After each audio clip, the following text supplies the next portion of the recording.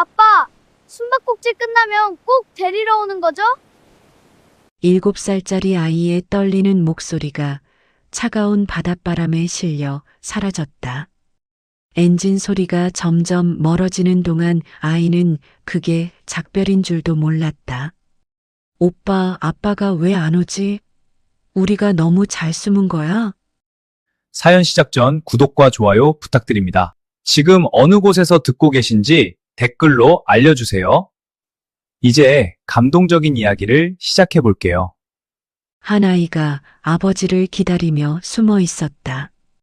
그것이 게임이 아니라는 사실을 깨달았을 때 아이의 손에는 죽은 어머니의 낡은 라디오만 남아 있었다. 2024년 10월의 일이었다.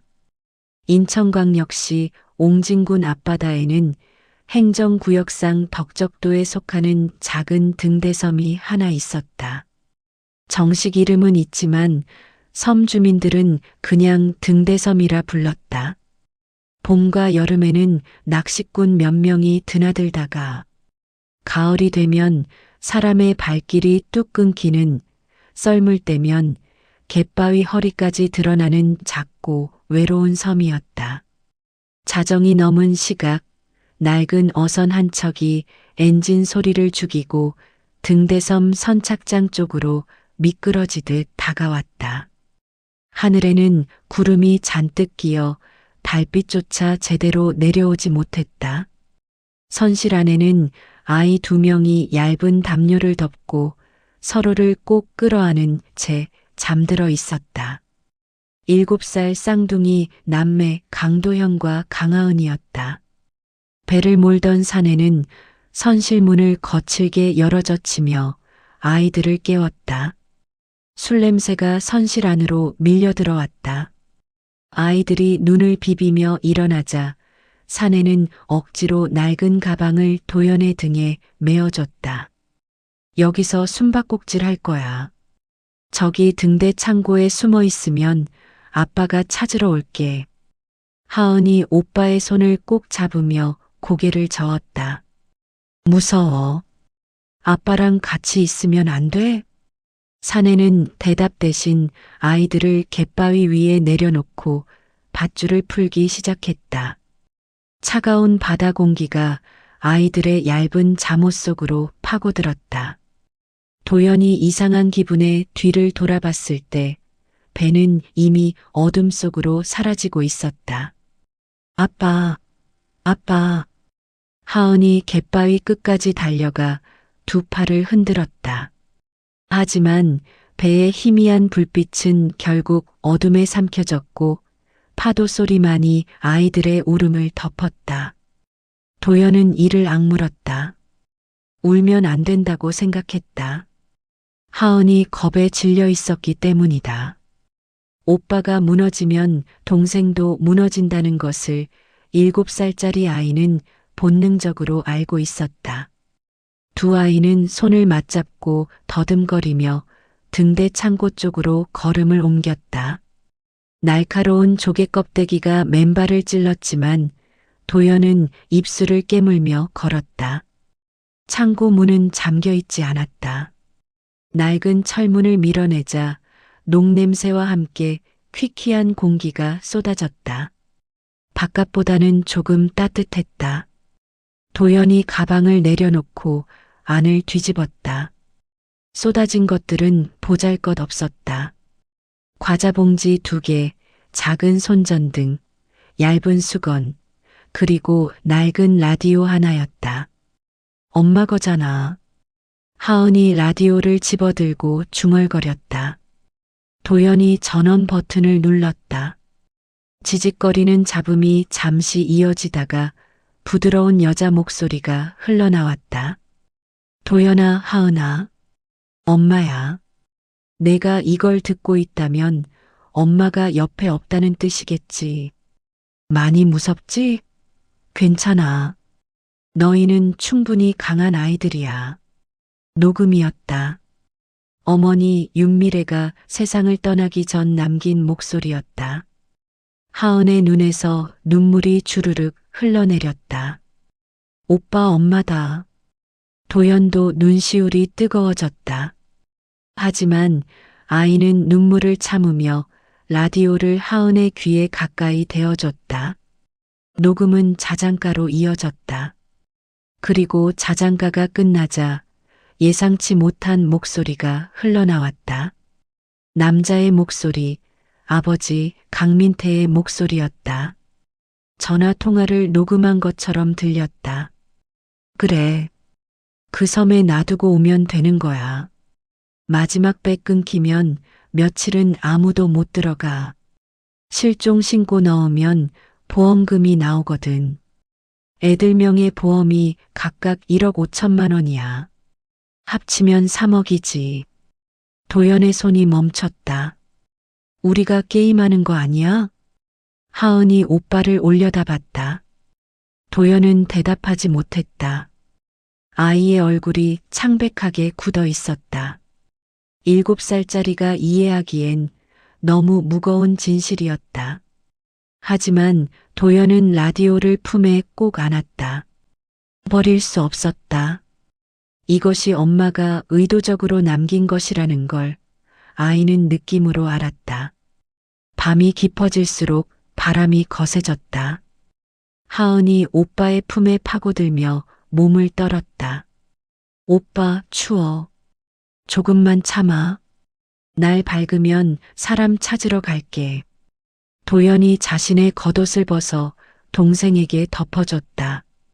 이를 달달 떨면서도 아이는 하은을 감싸 안고 눈을 감았다. 창고 밖에서는 파도가 쉼없이 갯바위를 때렸다.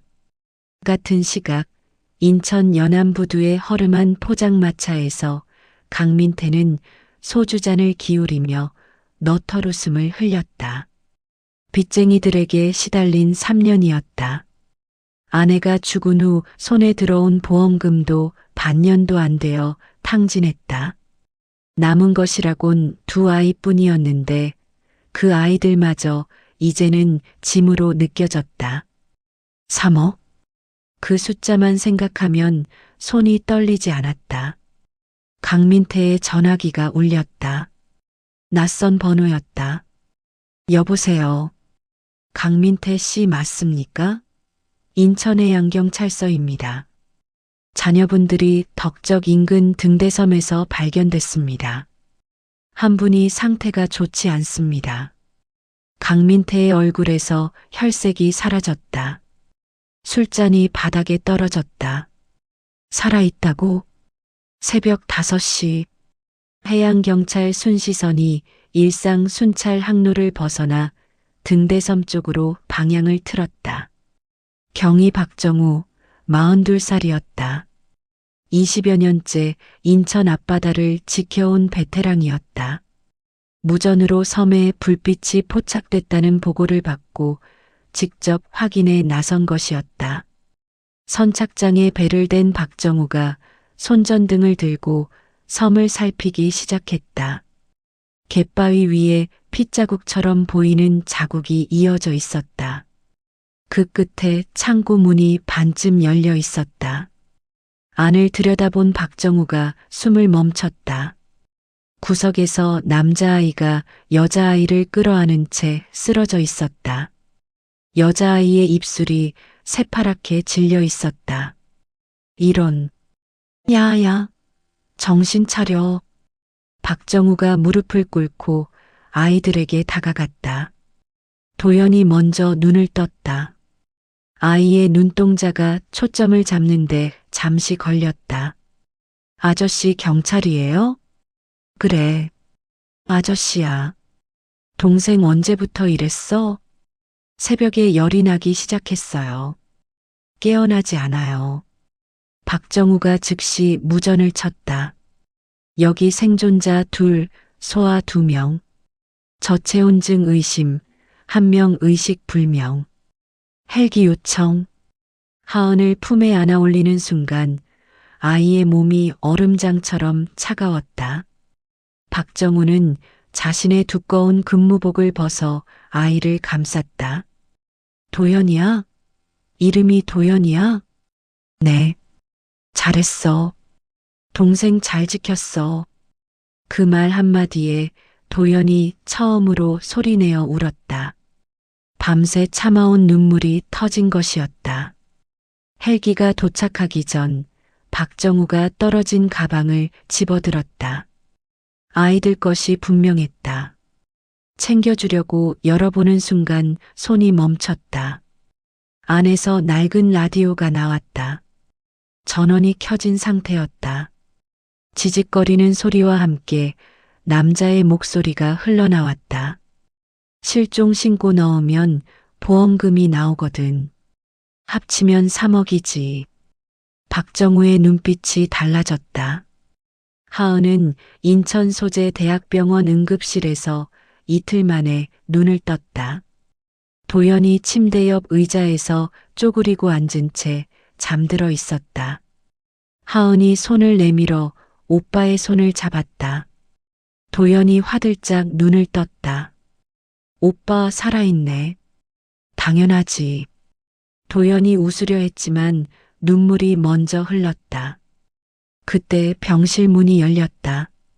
박정우가 아내 이선희와 함께 들어왔다. 손에는 따뜻한 죽이 담긴 보온통이 들려 있었다. 깼구나.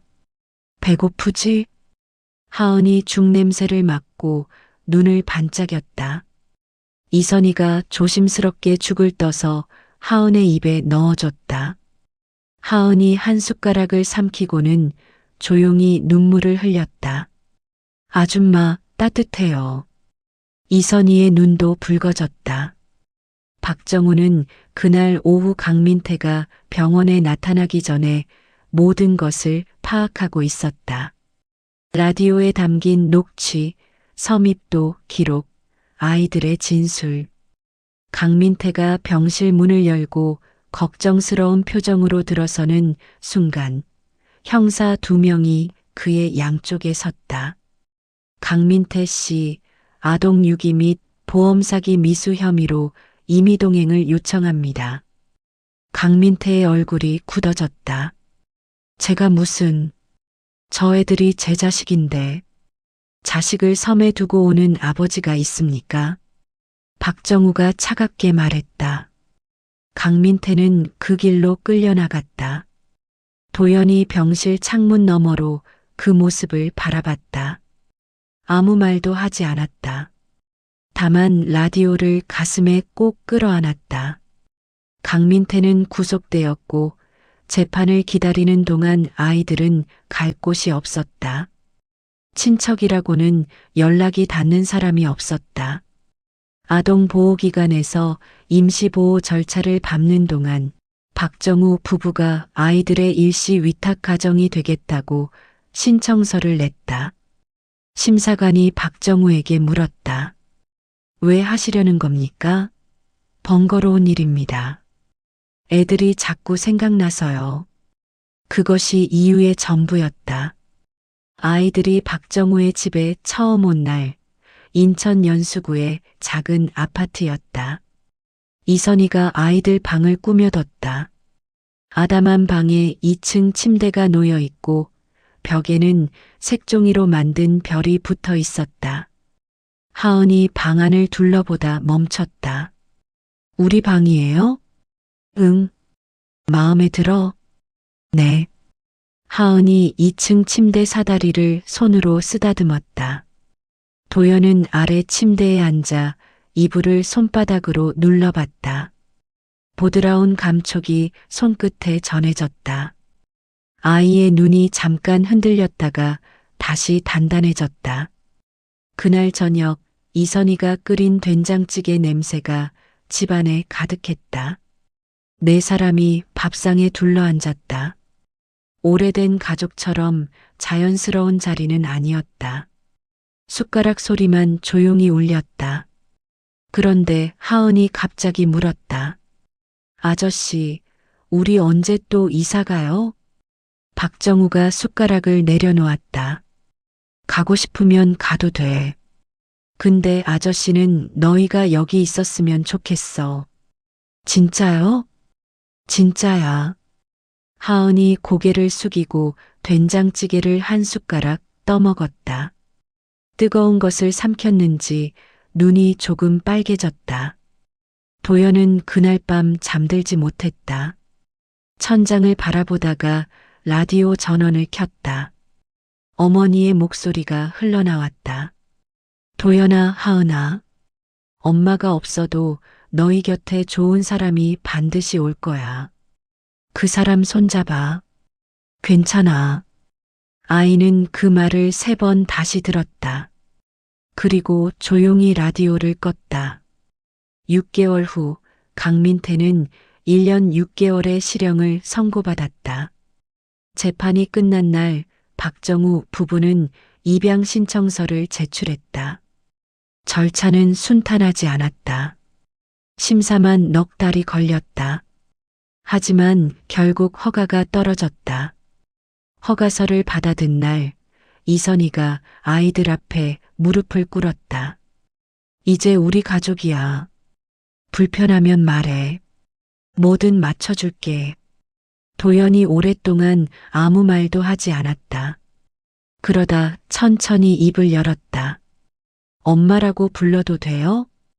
이선희가 고개를 끄덕이는 대신 도연을 꼭 안았다. 그것으로 충분했다. 15해가 흘렀다. 박정우는 20여 년 근무를 마치고 경감으로 명예퇴직했다. 이선희는 인천 연수구에서 작은 반찬 가게를 운영하며 살림을 꾸렸다. 두 사람의 노후는 소박했다. 퇴직금을 절반 털어 아이들 대학 학비를 댔고 남은 돈으로 전셋집을 유지했다. 도연은 22살에 사이버 보안 벤처를 창업했다. 잠을 줄여가며 코드를 짰고 25세 첫 번째 투자 유치에 성공했다. 27이 되던 해 미국 실리콘밸리의 보안 컨퍼런스에서 기조연설자로 섰다. 하은은 미술대학을 졸업하고 패션 스튜디오를 열었다. 처음 2년은 월세도 간신히 냈다. 하지만 3년 차에 한 해외 바이어의 눈에 들면서 흐름이 바뀌었다. 서울 성수동 플래그십 스토어를 시작으로 도쿄, 파리에 순차적으로 매장이 생겼다. 인천 연수구 작은 아파트에서 이선희가 저녁 뉴스를 보다 소파에서 벌떡 일어섰다. 여보, 빨리 와봐요. 화면에 낯익은 얼굴이 나오고 있었다. 오늘 패션업계에서 가장 주목받는 한국인 디자이너 강하은 씨를 만나봤습니다. 박정우가 안경을 고쳤으며 화면을 들여다봤다. 저 우리 하은이잖아. 그러니까요. 이선희가 손을 모아 쥐고 화면을 뚫어지게 바라봤다. 하은이 카메라 앞에서 또렷하게 웃고 있었다. 뉴스가 끝나기도 전에 전화벨이 울렸다. 엄마, 나야. 하은아, 방금 텔레비전에서 봤어. 어머, 창피하게. 엄마 아빠 놀라셨죠? 놀랍긴 자랑스럽지. 우리 딸이 저기 나오는데. 전화기 너머로 하은의 웃음소리가 들렸다. 오빠도 이번 달 한국 들어온대요. 저도 같이 가요. 엄마 아빠 보고 싶어요. 이선희가 박정우의 손을 꼭 잡았다. 두 사람은 오래된 부부처럼 말없이 서로를 바라봤다. 한 달 뒤 도연과 하은이 함께 인천에 내려왔다. 공항에서 두 사람을 본 이선희가 손을 흔들다 결국 달려갔다. 엄마 왜 달려와요? 사람들 다 봐요. 몰라, 보든 말든. 이선희가 두 사람을 한꺼번에 끌어안았다. 박정우는 뒤에서 그 모습을 바라보다 슬그머니 고개를 돌렸다.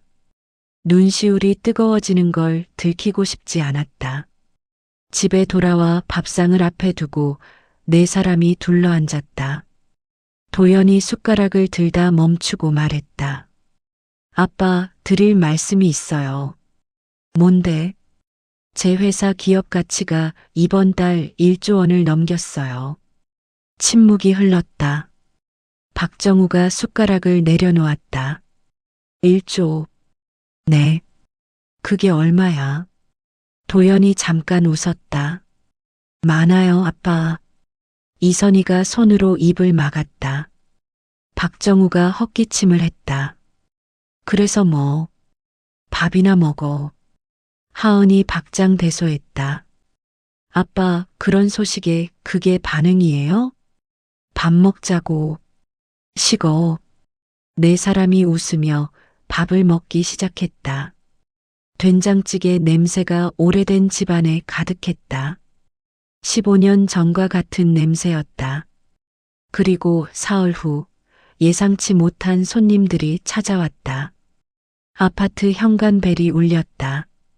이선희가 문을 열자 낯선 중년 남녀 3명이 서 있었다. 정장 차림에 서류 가방을 든 남자가 앞에 섰다. 박정우 시댁 맞죠? 저는 이분들의 법무 대리인입니다. 강도현, 강하은의 친부 쪽 친척 되십니다. 이선희의 눈빛이 차갑게 변했다. 이들이 들고 온 것은 소장이었다. 15년 전 입양 과정에서 위탁 신청서의 날짜 기재에 오류가 있었다는 것이 주요 논지였다. 이를 근거로 입양 무효를 주장하겠다는 내용이었다. 절차상 하자가 있으면 법적으로 가능합니다. 변호사가 담담하게 말했다. 그들 중 한 명, 강민태의 사촌 오빠뻘 되는 강재현이 입꼬리를 올리며 말했다. 솔직히 말하죠. 도연이 회사가 일조라며요. 하은이도 해외 브랜드 있고 혈육이 성공했는데 가만히 있을 수 없잖습니까? 박정우가 현관문을 막아서며 말했다. 아이들이 섬에서 얼어 죽을 뻔할 때 어디 계셨습니까? 그건 우리가 몰랐던 일이고 모르셨으면 됐습니다. 이제 아이들 일도 모르시면 됩니다. 나가주세요. 강재현의 눈빛이 날카로워졌다. 두고 봅시다. 기자들 부르면 이야기가 달라질 거야. 외지인 부부가 재산 있는 고아 입양했다. 이 기사 한번 터지면 문이 닫혔다. 그날 밤 도연이 노트북을 열었다. 표정이 차분했다. 오히려 너무 차분해서 하은이 걱정스럽게 옆에 앉았다. 오빠 괜찮아? 응. 생각해둔 게 있어. 뭔데? 도연이 손가락을 멈추고 하은을 봤다. 라디오 아직 있지? 하은의 눈이 커졌다. 설마. 가져와봐. 이틀 뒤 자극적인 제목의 기사가 포털 메인에 걸렸다. 성공한 쌍둥이 남매에 숨겨진 입양 의혹, 외지 부부의 재산 독식 논란. 도연의 회사 주가가 하루 만에 18% 빠졌다. 하은의 브랜드에는 불매 해시태그가 퍼졌다. 박정우가 뉴스를 보다 텔레비전을 껐다. 이제 어떡하냐? 도연이 아버지 옆에 앉았다. 아빠, 저 믿어요? 그래. 그럼 기다려요. 며칠만요. 법원 기일이 잡혔다. 친척 측 변호사가 서류상 오류를 근거로 입양 무효를 주장했다. 방청석이 가득 찼다. 기자들이 진을 치고 있었다. 도연 측 변호사 오민준이 일어섰다. 판사님, 피고 측에서 먼저 증거물을 제출하겠습니다. 어떤 증거입니까? 도연이 낡은 라디오를 법정 탁자 위에 올려놓았다. 방청석이 술렁였다. 이것은 15해 전 저희 형제가 등대섬에서 발견한 라디오입니다. 돌아가신 친어머니가 남기신 유품입니다. 그 안에 녹음된 내용을 재생하겠습니다. 오민준이 고개를 끄덕였다. 법정의 소리가 흘러나왔다. 어머니의 자장가가 먼저 들렸다. 그리고 아버지의 목소리가 이어졌다. 실종 신고 넣으면 보험금이 나오거든. 합치면 3억이지. 법정이 조용해졌다. 그 다음 또 다른 목소리가 흘러나왔다. 재현이 형, 나도 좀 줘. 내가 모른 척 해줄 테니까. 얼마야? 강재현의 안색이 흰 종이처럼 변했다. 이건 조작이야. 조작이 아닙니다. 도연이 차갑게 말했다. 국립과학수사연구원의 음성 감정 결과서도 함께 제출합니다. 녹음 날짜는 15년 전이며 편집 흔적이 없습니다. 당신은 그날 공모에 동의했습니다. 그리고 저희가 죽기를 기다렸습니다. 법정이 다시 술렁였다. 하은이 일어섰다. 우리는 섬에서 얼어 죽을 뻔했어요. 엄마 목소리를 들으며 버텼어요. 그 라디오 속에 우리가 살아있는 이유가 들어 있었습니다. 그리고 동시에 우리를 죽이려 한 사람들의 증거도 함께요. 판사가 서류를 살펴본 후 입을 열었다. 원고 측 청구를 기각합니다. 서류상 오타는 입양 무효 사유에 해당하지 않습니다. 아울러 제출된 녹취를 토대로 공갈 및 공범 혐의에 대해 검찰 수사를 의뢰합니다. 강재현이 자리에서 일어서려 했지만 법정 경위가 이미 옆에 서 있었다. 법원을 나서는 네 사람 앞에 기자들이 몰려들었다. 강도연 대표님, 한 말씀 해주세요. 도연이 마이크 앞에 섰다. 숨바꼭질은 끝났습니다. 저희는 더 이상 숨지 않습니다. 그리고 뒤를 돌아봤다. 박정우와 이선희가 서 있었다. 도연이 카메라를 향해 말을 이었다. 저를 키워주신 분들은 피 한 방울 섞이지 않은 분들입니다. 하지만 그분들이 없었다면 오늘의 저는 없었습니다. 진짜 가족이 무엇인지 이분들이 가르쳐 주셨습니다. 그로부터 1년이 지났다. 덕적 인근 등대섬에는 작은 공원이 생겼다. 이름은 윤미래 기념공원. 도연과 하은이 세운 것이었다. 섬에는 어머니의 이름을 새긴 돌비석과 함께 작은 벤치 몇 개가 놓여 있었다. 바닷바람이 잔잔하게 불어왔다. 네 사람이 비석 앞에 나란히 섰다. 도연이 라디오를 꺼냈다. 재생 버튼을 눌렀다. 도연아, 하은아, 엄마야. 내가 이걸 듣고 있다면 엄마가 옆에 없다는 뜻이겠지. 많이 무섭지? 괜찮아. 너희는 충분히 강한 아이들이야. 자장가가 흘러나왔다. 하은이 이선희의 손을 잡았다. 이선희의 눈이 붉어졌다. 박정우가 중얼거렸다. 좋은 사람한테 잘 왔다. 고마워요. 파도 소리가 그 말을 실어 날랐다. 도연이 라디오를 가슴에 안으며 말했다. 엄마, 우리 여기까지 왔어요. 잘 살고 있어요. 바람이 불어왔다. 섬의 갈대들이 일제히 흔들렸다. 마치 대답하는 것처럼. 한때 숨바꼭질이라는 거짓말에 속아버려졌던 두 아이는 이제 더 이상 숨지 않았습니다. 차가운 섬에서 버텨낸 그 밤이 있었기에 더 단단한 사람이 되었습니다. 피가 섞이지 않아도 사랑으로 이어진 가족이 있었기에 더 따뜻한 어른이 되었습니다. 지금 이 순간 어두운 밤 속에 계신 분이 계시다면 기억해 주세요. 숨바꼭질은 반드시 끝이 납니다. 그리고 찾아주는 사람은 반드시 옵니다. 오늘도 끝까지 함께 해주셔서 진심으로 감사드립니다. 이 이야기가 작은 위로가 되셨다면 구독과 좋아요 한 번만 눌러주세요. 여러분의 응원이 다음 이야기를 만드는 힘이 됩니다. 지금 어느 곳에서 듣고 계신지 댓글로 꼭 알려주세요. 감사합니다.